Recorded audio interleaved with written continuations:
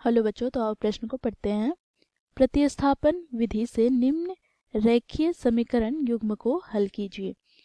बच्चों यहाँ पर हमें रैखिक समीकरण के युग्म दिए गए हैं 3x - 5y = 20 और x + 2y = 3। तो दिए गए प्रश्न की मुख्य अवधारणा की बात करें तो बच्चों यहाँ पर हम देखेंगे प्रतिस्थापन विधि में हम क्या करते हैं। तो देखो बच्चों, इस विधि में दिए गए दो चर वाले रैखिक समीकरण को किसी एक चर को दूसरे चर के रूप में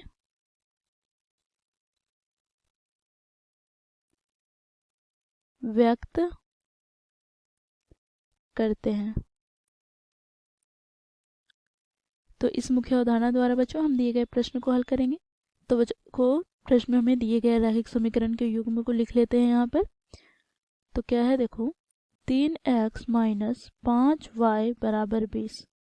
बच्चों इसे हम समीकरण 1 दे देते हैं तथा बच्चों देखो दूसरा समीकरण क्या है, तो x + 2y = 3। तो इसे हम समीकरण 2 दे दिए।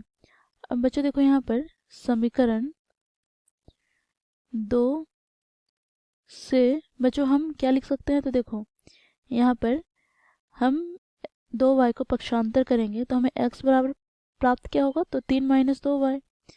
तो यहाँ से x बराबर में प्राप्त हो जाएगा 3 - 2y।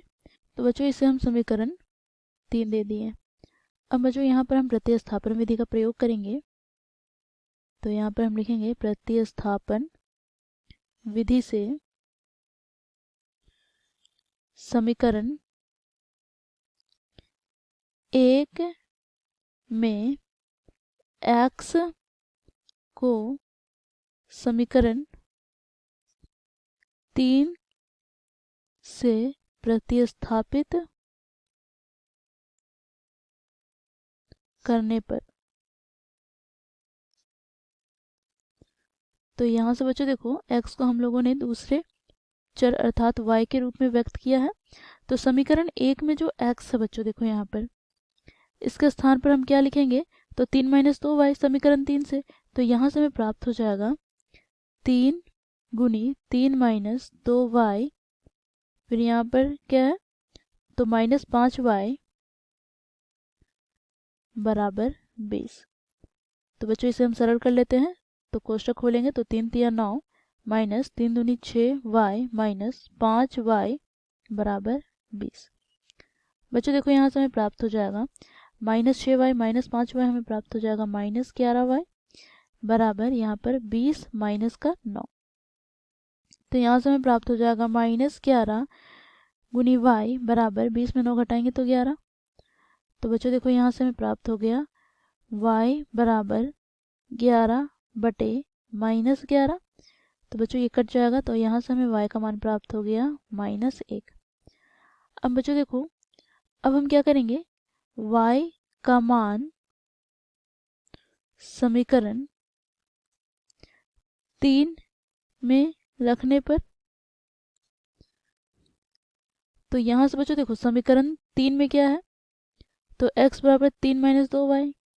तो यहाँ से हमें प्राप्त हो जाएगा x बराबर 3 - 2y। y के स्थान पर हम क्या लेंगे, तो y का मान हमें ज्ञात हुआ है -1। तो यहाँ से हम -1 लिखेंगे।